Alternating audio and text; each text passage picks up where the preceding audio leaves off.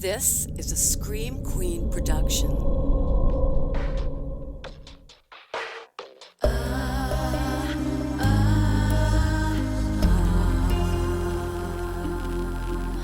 I never will forget the tragic ending met the day your last sunset.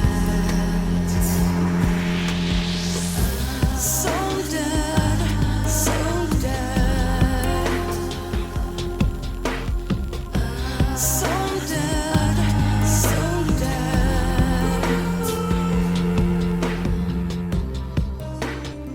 And we're back. Welcome to So Dead. I'm your host, Jenn Carpenter. Did you miss me? As it turns out, I took my little spring break at exactly the right time because the plague finally caught up with me and I spent about half of my time off with fucking COVID, but we'll talk about that later. Even now, though, I'm really still dealing with some brain fog issues, which is why this episode is coming to you like a week and a half later than it was supposed to. So please be kind, because if you guys thought that I had a hard time using the right words before, oh man, it has gotten so much worse, so much worse. So I'm going to do my best here. We're together. Let's get into it. Summer is in full swing. Temps are supposed to get close to like 100 here in Michigan this week, which is so obscene I can barely handle it. And what honestly says summertime more than a good, classic scary movie? What's your favorite scary movie? It should come as a surprise to no one that my favorite scary movie is Scream, which is how I ended up getting COVID, actually. But again, we'll talk about that later.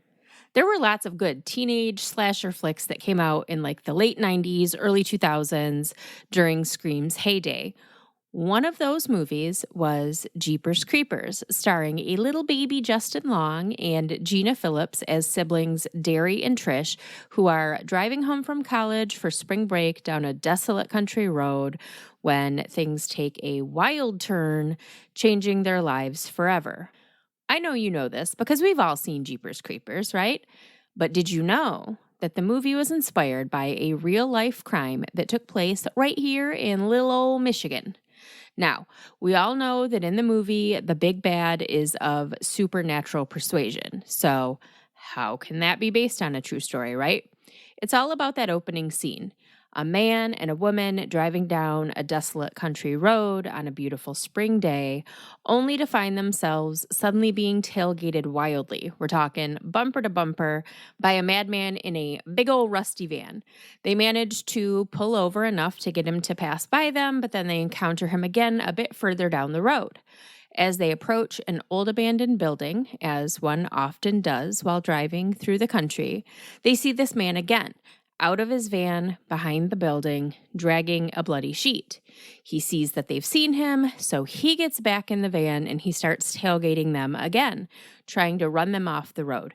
And it's all very intense and very scary and very real. Almost frame for frame, that exact scenario played out on April 15th, 1990, for Ray and Marie Thornton as they were driving the back roads on Easter Sunday near the quaint little town of Coldwater, Michigan. Coldwater is a rural town of about 10,000 near the Michigan-Indiana border, about 70 miles south of Lansing. It's home to a strawberry fest in the summer, an apple fest in the fall, and an ice fest in the winter. It's home to the Tibbetts Opera House, the second oldest theater in Michigan, and was once home to the Coldwater State Public School, which was an orphanage where horrible, horrible things took place. But that is not what we're here to talk about today. We're here to talk about a different school. The 1908 District Schoolhouse number 3. I wish it had a cooler name than that, but it is what it is. Like, that is printed in cement on the front of the building, so it's not changing. Now, this building isn't actually in Coldwater. It's in the nearby suburb of Bronson at the corner of Southern and Snow Prairie Roads. Can a town of 10,000 people have suburbs? I don't know. If Coldwater's small, Bronson is baby size. It's about 3,000 residents, and it is located roughly 10 miles south of Coldwater, so even closer to that Michigan-Indiana border. I wasn't able to find a ton of history on the schoolhouse, but I would assume based on its name that it was built in 1908 and was the third schoolhouse built in the district. Just a guess there. Long after the school bell stopped ringing, that building still stood. Broken windows, overgrown brush.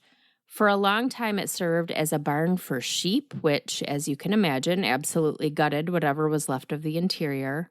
And then it was just abandoned, standing there all alone and broken, looking ominous as hell, evoking rumors of ghosts and monsters long before Hollywood brought them to town. April 15th, 1990 was a Sunday, Easter Sunday, as previously stated. And according to the online weather almanac I consulted, it was a pretty nice day. It was a high of 57 and sunny, which if you live in Michigan, you know that that's pretty good for mid-April because really anything goes that time of year. You could get a sunburn doing your Easter egg hunt, or you could have to have it indoors because there's 6 inches of snow on the ground. It can really go either way. Roy and Marie Thornton lived in Eckhart, Indiana, where Roy was a machine shop operator and Marie was a nurse's aide. Between the kids and work, the Thorntons didn't really get a lot of alone time, so on Sundays they liked to leave the kids at home and go for drives in the country, just the two of them. So after the Easter morning festivities, they hopped into the family car and headed north out of Indiana into southern Michigan, drove for a bit, and then back again. They were on Snow Prairie Road headed home, which Snow Prairie crosses the state line.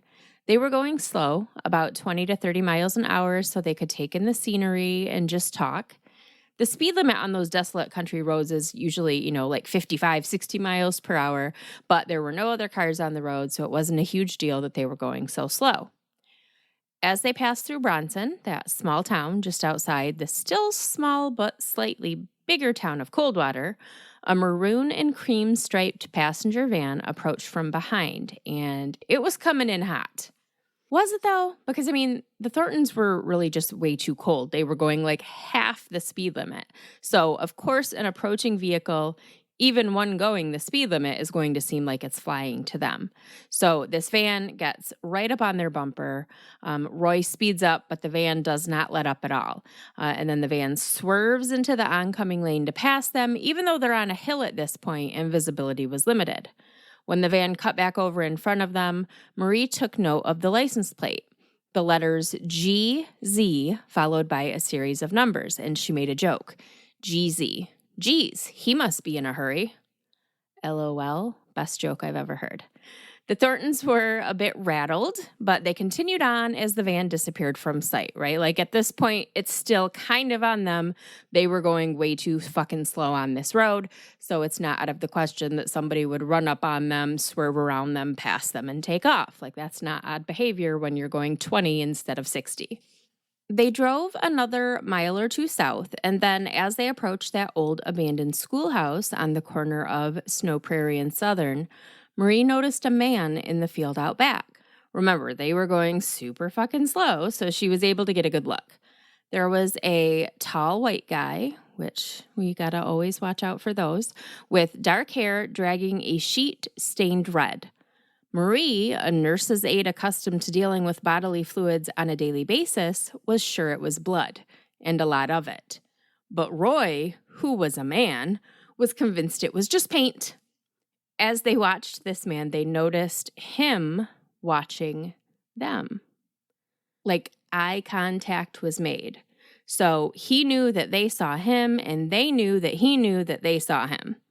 And then they saw something else. That same fucking van. The man behind the school holding the bloody sheet was the same man who just nearly run them off the road.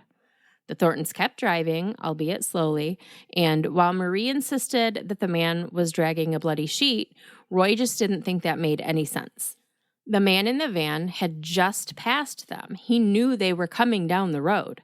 If he were trying to dispose of, evidence, a bloody sheet, wouldn't he wait for them to pass by? He knew they were coming. And I mean, that's a valid point, but still, if someone who works in the medical field tells you that something is blood, then it's blood. So they continue to kind of argue. I don't know if argue is the right word. They debate back and forth what's going on as they head down Snow Prairie Road back toward home. And then all of a sudden, the van is behind them again, on their bumper, bearing down on them, but this time he doesn't pass them. He's trying to intimidate them, possibly trying to run them off the road. And then after a few very scary seconds, the van swerved around them again and took off. But this time, instead of just mentally noting the GZ portion of his license plate, Marie Thornton wrote down the entire license plate number so that they could call it into the police when they got home. Because remember, no cell phones back then, so they didn't have a way to contact anyone as this was all going on, as we would today. So now the Thorntons are really troubled. They know that something nefarious is afoot. They're in the middle of nowhere, no other witnesses, no phones, nothing but them, a possibly bloody sheet, and a madman in a van. They keep driving toward home, and as they reach an intersection at the Michigan-Indiana border, they see the van again. Only this time the driver doesn't see them. He's too busy changing his Michigan license plate to an Illinois license plate. The passenger door of the van is open for some reason, and Marie sees that it is splattered with blood, like a lot of blood. And this time, when she tells her husband there's blood, he believes her. The Thorntons' next move was a bold, if not pretty fucking stupid one. They turned around and they drove back to the schoolhouse to look for the bloody sheet. When they found it, they realized that yes, of course it was covered in blood, but it also had bone and tissue fragments stuck to it. So at this point, they freaked out and also realized that they had made a tactical error. Era? No, I wrote area, I said era, and I meant error. Okay. The van man was clearly a murderer. He was still in the immediate vicinity, and he knew that they had seen him. Molly, you in danger, girl. So they took off, they found the nearest house, and they had the owners call 911. They waited at the house for a state trooper who then followed them to the schoolhouse, and when he saw the bloody sheet, he radioed for backup. Now remember, Marie and Roy had not only a bloody sheet, a description of the man, and a description of his van, but his whole ass license plate number to give the police as well. So as soon as police ran this license plate, they knew they had a problem because they were already looking for the man who owned it. Dennis Henry De Pew was born on June 13th, 1943 in Sturgis, Michigan, a small town even closer to the Michigan-Indiana border than Coldwater is. He grew up in Burr Oak, a little village of less than 1,000 people, right in that same area. He went to Michigan State University, where he got a bachelor's degree in business education. He spent a few years teaching business education out in Portland and Los Angeles, and then he settled in Coldwater right around 1970. About that same time, he got a job working as a property tax specialist for the Michigan Department of Treasury, and he got married. Marilyn Lee Mcclenahan was 2.5 years Dennis's senior. She was born January 24th, 1941 in Detroit, and she moved to Coldwater in her 20s for work. She was a guidance counselor at Coldwater High School. She and Dennis welcomed their first child, a daughter they named Jennifer, in 1972. Julie came a couple years later, and their youngest child, a son they named Scott, was born on Christmas Day, 1979.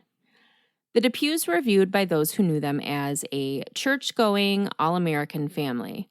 Nice house, good jobs, well-behaved kids. But Dennis and Marilyn, as individuals, were very different people. Dennis was a loner who became more and more withdrawn over the years, whereas Marilyn was outgoing and social. Her students and coworkers loved her. She wanted to, be involved in the community, and Dennis didn't really like that. He wanted her at home with him. He was controlling, kind of the whole I'm the man of the house mentality. But as the kids got older, Marilyn really wanted to do her own thing, and Dennis was not a fan. As one of the De Pew children later explained, it wasn't really that her parents fought, they just didn't talk. They kind of existed in the same space, but that was about it. Eventually, Marilyn grew tired of her big old grumpy stick-in-the-mud husband, and on April 14th, 1989, after going on 18 years of marriage, she filed for divorce. Dennis was not down with this plan at all. He wanted to maintain the status quo, but he made no attempts to change either. So the divorce moved forward and was finalized on January 19th, 1990. Marilyn was awarded the house and full custody of all 3 kids, with Dennis getting visitation every other weekend. That was tricky, though, because the kids weren't babies at this point. Jennifer was a senior in high school, so Julie would have been a sophomore, maybe a junior, and Scott was 10. So they had lives and friends, and they didn't want to spend every other weekend at their boring dad's new place. One thing that was a little bit odd to me, in the divorce, Dennis was granted use of the guest house on the family home's property. So he moved out of the house, but he still got the guest house, and he used that as an office. And he used that as his excuse to always hang around. He just kind of came and went as he pleased. Marilyn got all the locks changed, but she would still come home from work some days and just find him sitting on the couch watching TV like he owned the place. He continued to be bitter about the divorce, and he even began confiding in coworkers that he wanted to kill his family and himself. What did his coworkers do with that information? Abso-fucking-lutely nothing. And that brings us back to April 15th, 1990, 1 year and 1 day after Marilyn De Pew filed for divorce. It was Easter Sunday, as discussed many times now, and 46-year-old Dennis De Pew was due to pick up the kids for his court-ordered visitation at noon. His middle child, Julie, had already made it known that she had no intention of going with him that day. She just wasn't feeling it. And then when he got to the house, which was located at 459 Don's Drive in Coldwater, Scott decided that he wasn't going to go either. An argument ensued as Dennis tried to force Scott to leave with him, and Marilyn stood up to her big oaf of an ex-husband. Dennis was over 6 feet tall and 200 pounds. Marilyn was petite, so big size discrepancy there. And the two of them began to fight as their 3 distraught children looked on. Dennis shoved Marilyn, punched her, and then pushed her down the basement stairs. She was injured badly. She wasn't unconscious, but she was dazed and incoherent. The De Pew children were hysterical as Dennis carried Marilyn back up the stairs and dragged her toward the front door. They followed their father outside, crying as he loaded Marilyn into the passenger side of his van, and he told them that he was going to take her to the hospital. He promised them he was going to take her to the emergency room, get her fixed up, and that they'd be back in a little while. But when 4 hours passed and the kids hadn't heard from their dad, one of the girls called 911. She told the operator that her dad physically assaulted her mom, threw her down the stairs, and then took her to the hospital and never came back. So police officers went to the hospital and they learned that neither Mr. or Mrs. De Pew had been there, and they began a large-scale search for them, with Marilyn considered endangered missing. So police are already looking for the De Pews and their van when Ray and Marie Thornton call 911 with their strange tale of the scary man in the van and the bloody sheet. And of course, once officers saw the sheet and saw that it had brain matter on it, they assumed the worst. The following day, on April 16th, their fears were confirmed when an employee of the Branch County Road Commission found Marilyn's body in a ditch on a secluded road located about halfway between the De Pew home and the schoolhouse where the Thorntons had encountered Dennis De Pew. Marilyn had been shot once in the back of the head. But where was Dennis? While the events of April 15th seemed spontaneous, there was strong evidence that Marilyn's murder was premeditated. Not only had Dennis been confiding in coworkers that he just wanted to end it all, but he'd withdrawn several $1,000s from his bank account, he'd recently purchased a gun, and he had at least one extra license plate in his van just ready to change out with his registered license plate to avoid detection. So while things might not have happened the way that he planned to do them, that end result was always the intention. In fact, investigators believed that had the Thorntons not inadvertently wound up in the middle of this murder scene, Dennis was planning to go back to the house and kill the children after he dumped Marilyn's body. They were all witnesses to what had happened in that house. So the kids were placed in protective custody, and the hunt for Dennis De Pew was on. As he was last spotted on the Michigan-Indiana border changing his license plate to an Illinois plate, it was a pretty safe bet that he'd fled the state. A few weeks after he murdered his wife and disappeared, Dennis started sending strange letters to Marilyn's coworkers, friends, family members, then to newspapers, the judge that oversaw his divorce, law enforcement officials. 5,000-word rambling manifestos basically explaining what had happened to Marilyn was all her own fault. One chilling line in almost every letter was, "An eye for an eye, a tooth for a tooth, a lie for a lie, a life for a life." 17 letters in all were sent, with postmarks from all over the country. But still, they couldn't pin Dennis De Pew down. The case was starting to go cold, so law enforcement officials took the unorthodox step of reaching out to a big national television show for help. And what was bigger in the early 90s than unsolved mysteries? So, for the first, but definitely not the last time, Hollywood descended upon the sleepy farming town of Coldwater. They recreated the horrific confrontation between Dennis De Pew and the Thorntons right at the abandoned schoolhouse where it all happened. A stranger in a speeding car, a bloody sheet, a deadly chase down a desolate country road. Even the game of making words out of license plates, which was something that the Thorntons often did when they were out on their weekly drives, it was like the plot of a scary movie. And years later, it became one when Jeepers Creepers was released in 2001. The rusty speeding vehicle with a monster behind the wheel, the license plate game. In real life, it was, geez, he must be in a hurry. In the movie, the murder van had a license plate that said, beating you. I want to know how a demon gets a personalized license plate, but that's just me.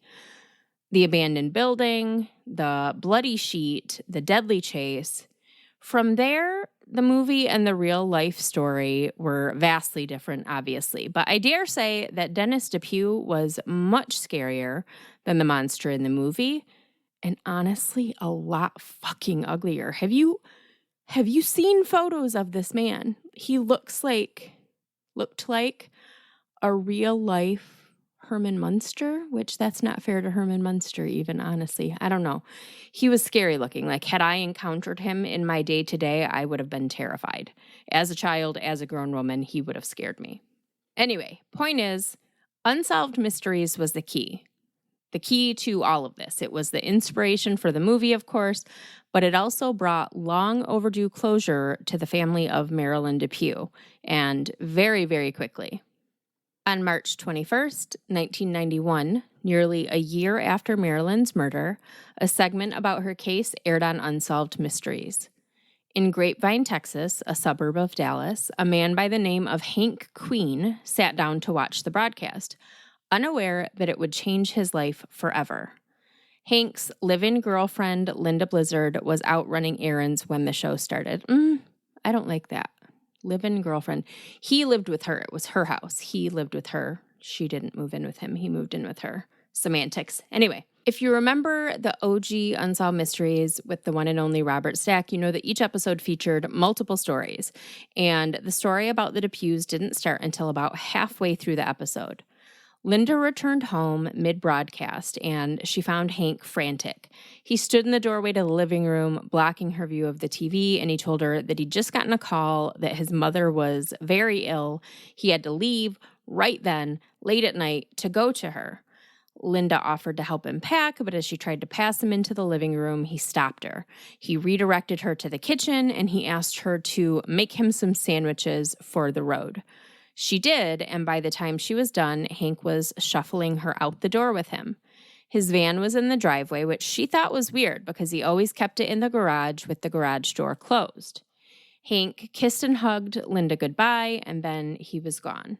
She later said that as she watched him drive off, she knew that she would never see him again. She'd always felt that something was off about Hank, yet she let him move in with her. But okay. So a little while after Hank left, a flurry of worried friends began calling Linda's house and pounding on her front door. Are you okay? Where's Hank? You're in danger. He's not who he says he is. His name is Dennis De Pew. He killed his wife, and they just aired a story about him on Unsolved Mysteries, which she realized as all of this began unfolding, the reason that he had had her make sandwiches and kept her busy in the kitchen was so that she wouldn't see it, because he is packing and trying to get out of the house as his story is still being shown on Unsolved Mysteries, like real time.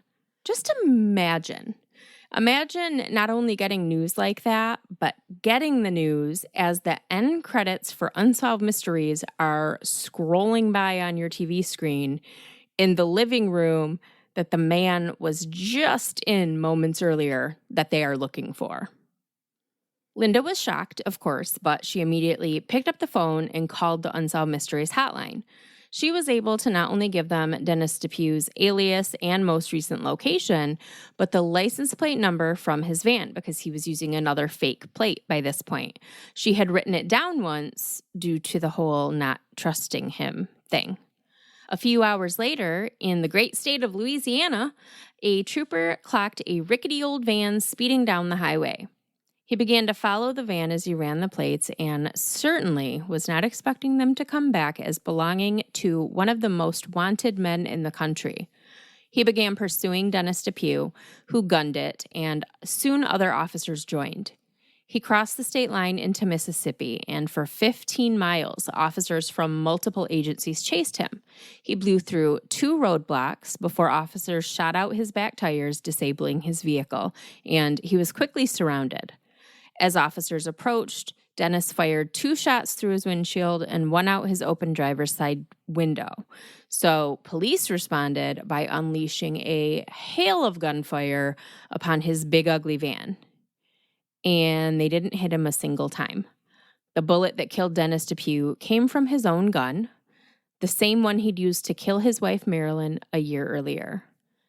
An eye for an eye, a tooth for a tooth, a lie for a lie, a life for a life. I mean, I don't know for certain, but I feel like that's got to be the quickest Unsolved Mysteries has ever brought resolution to a case. Within hours of his wanted broadcast, Dennis De Pew was surrounded by police and dead. So that was some swift Robert Stack justice right there. And that is the story of the real-life case that inspired the movie Jeepers Creepers. Thank you for coming to my Dead Talk. My sources for today were Man with a Van, which is a show on the ID channel. This was Season 1, Episode 6. That Unsolved Mysteries episode from 1991, Season 3, Episode 20. Newspapers.com, bunch of articles there, Find a Grave, and then Wikipedia, as always, for those like city stats and demographics and whatnot. So I'm going to put the link to the Unsolved Mysteries episode on the SoDed page for this episode. It's not like bootleg or anything. There is an official Unsolved Mysteries YouTube page. You're welcome. Go watch it. Yeah, that's it. As we've just returned from a little hiatus, I want to take a quick minute to thank everyone who's left a review, a kind review for the podcast on Apple Podcast recently.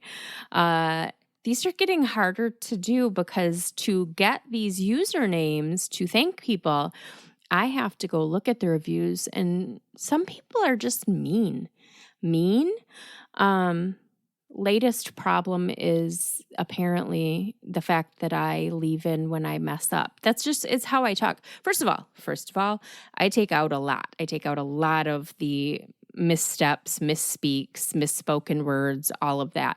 But I do leave some of them in because that is just, if you've ever had a conversation with me in real life, that's how I am. And I want real me to be who's coming to you through this microphone. So that's why they get left in. But people don't like that, apparently. So I've been getting a lot of bad reviews about leaving in my little bloopers. Whatever. Fuck you. But I would like to wish a very not fuck you, a thank you, huge thank you to Care 92706. Just keep swimming. Go for gold. There's lots of O's in go and gold. So, and Christine 29, Great Lakes Girl 3, and Taylor Fabus. And if you have Apple, there comes another bad review. Watch out. If you have Apple Podcasts and you haven't left a review for So Dead yet, and you want to say something nice, please go do so. And you will get a shout out on the podcast in the future. All right, liquid cheese. Let's talk about the COVID of it all. So May 13th, Friday the 13th, there's the ominous right there, right? I've been, and I don't talk about the pandemic a lot in the show because I feel like, maybe not so much now, it's just a way of life. But in the beginning especially, we all needed an escape and to not have to think about it constantly. So I don't talk about it a ton, but what I have let out, I think you guys know that I've been very, very careful. My whole family is fully vaccinated, boosted. As soon as we're eligible for that second booster, we're going to get it. And we all had some mild reactions to the vaccines, but nothing unmanageable. We, masked when it was time to mask, and we have avoided any sort, we haven't flown anywhere. We haven't done anything where we would be in close quarters with a lot of people. Festival of Oddities aside, but that was primarily outdoors. But yeah, so we really haven't done anything risky this whole 2.5 years. But Motor City Comic Con came to Novi, which is in the Detroit area, in May, and the male cast of the Scream movies came. So Matthew Lillard, Skeet Ulrich, and Jamie Kennedy all came to Motor City Comic Con. And there was just no way on God's green earth that I wasn't going, because I have a store named after their movie. Matthew Lillard is from Lansing. I've got some really great art of him up in the shop. You can't have a store devoted to Scream and not go see the stars of Scream when they're an hour away from you. So I asked my kids if they wanted to go. They wanted to go. So May 13th, Friday the 13th, the three of us headed down to Novi. We went on Friday because Friday is the slowest day of the con. I mean, just still a lot of people, but a very small fraction of the people that were there on Saturday and even Sunday. So Matthew Lillard, objective number one, and he was just the most wonderful human being. So genuine. When he arrived, he walked through he had a longer line than anyone else there by a mile. He walked through the entire line, high-fived every single person. And I was pretty close up in the line because we got there early. So I was able to, watch the dozen or so interactions that he had with other fans before it was my turn. And every time he met a little kid, he would do it in his Shaggy voice from the Scooby-Doo movies. And it was the cutest thing in the world. He was just so sweet, so friendly. He was right next to Skeet. And so they had opened the curtain between them and kept running back and forth and talking and joking. And you can tell that they're really good friends in real life, which was super cool to see. And, I got up there, I met him. Of course, I took them all stuff from the Screamatorium, like I wasn't going to do that. And then I also took Matthew some other stuff from home because he was born in Lansing. So I took him some stuff from the Lansing Clothing Company and a local coffee company and all of that. So I get up there and I give him this bag and I was like, I brought you something. And he's like, you did? And I was like, well, I'm from Lansing. And he goes, I don't want it then. Joking. He was joking, but it was funny. He was sweet, very sweet. Skeet also just super, super nice. So hot still. So, but just very good looking. Very, like, disarmingly good looking. But anyway, Jamie Kennedy, very nice, very funny. And actually, so we went on Friday and the convention was also Saturday and Sunday. And on Sunday, people start sending me pictures and tagging me in posts because on Sunday, Jamie Kennedy wore his Screamatorium t-shirt that I gave him. So that's what he's wearing in all of his like photo ops and all of that stuff on Sunday. So that was pretty cool. So it was an exhausting day. I got some really great pictures. I got their autographs, really good stories. While my kids did not wait in line to meet him, they did like visibly lay eyes on William Shatner, and they're big Star Trek fans. So that was really cool for them. So super long day, but super great day. Came home and it's easy to say now that like I knew because it happened. I would have been worried about it had it even not happened, but I did. I just kind of felt it in my gut. I was like, we're gonna get sick. I feel it. And that was Friday. And Sunday morning I woke up with a sore throat and like my chest just felt all like gravelly and dry. And Monday morning I woke up and so I didn't go into the store. I stayed home and I rested and I kept trying to tell myself that like it's in your head. It's in your head. It's just all in your head. You're not sick. Monday morning I woke up and my voice was completely gone. So Dax went and picked up COVID tests. We all took them and me and both of my boys had COVID. Like Friday was the con and by Monday we all had COVID. It's not funny. It's not funny. My husband never got it. Somehow my husband never got it. The few people that we were in close contact with in those couple days, nobody got it. So I feel good that we didn't pass it to anybody.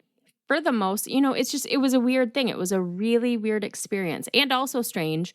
Danny had it at the same time. And Danny and I don't see each other super often. We still talk, but we don't see each other a ton. And so we hadn't seen each other in a long time. She got it a couple days before I got it. So we had COVID together, which was weird. But it was good. It was nice to have someone to talk to who is kind of going through the same thing. So we could talk about our symptoms and our fears and all of that. But it was just weird. It's this thing that like I've been avoiding it so carefully for 2.5 years. I've been so afraid and so worried about it. And okay, now it's here. So like not having to worry about getting COVID because I had COVID, that was a weird switch to make internally, but it's been nice. It's been nice to have that stress removed.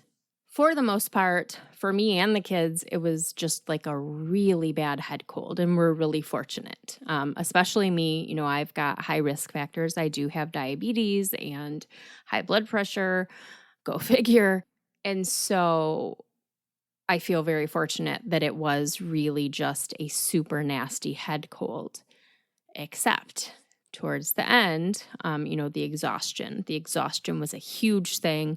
That took probably after my physical symptoms were pretty resolved. The exhaustion took another week or two to really get past. But this fucking COVID brain fog, it is so terrible. I feel like my head is just floating above my body, like my brain is just live nerve ends. I don't really know how to explain it. It's the strangest feeling. Like I cannot concentrate. I cannot focus. If the slightest like thing goes wrong, even if it's not a big deal, it just sends me into like this weird tailspin. I don't feel like myself. I just feel very off and it's very frustrating. Some days, today, thank God, I feel okay-ish, but researching and writing this episode, sitting down to do that for the first time since being sick was so much harder than I anticipated, and that's why it took me so long to get this episode out to you guys. I guess that's the easiest way to say it. It was May 13th when we were exposed, May 16th when we tested positive. It's June 21st as I'm recording this episode, and I still very much do not feel like myself, and it's very frustrating. So bear with me. My intention with the podcast is, this episode's a week late, so technically another new episode is supposed to come out, this coming next Tuesday.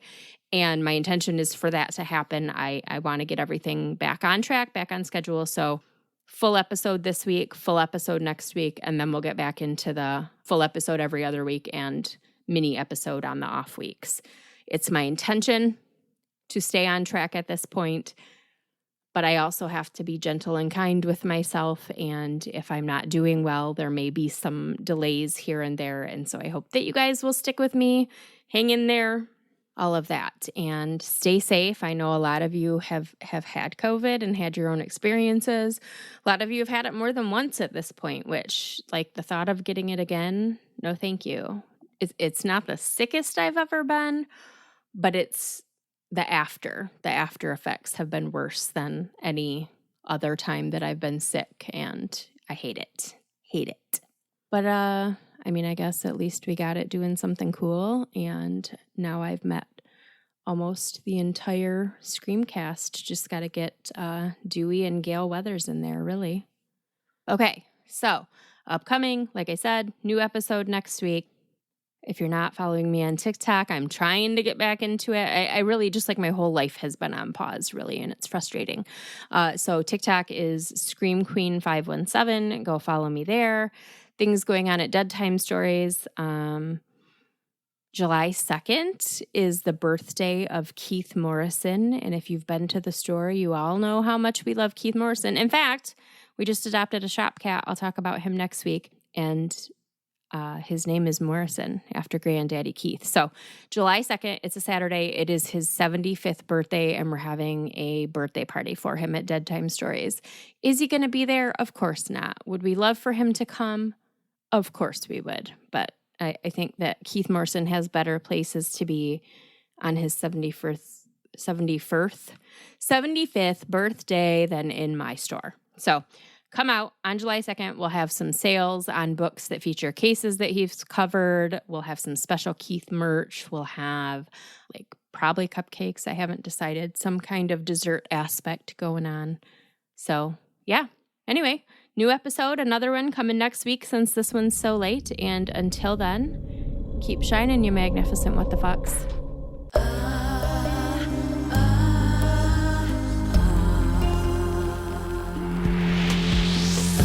So dead, so dead. So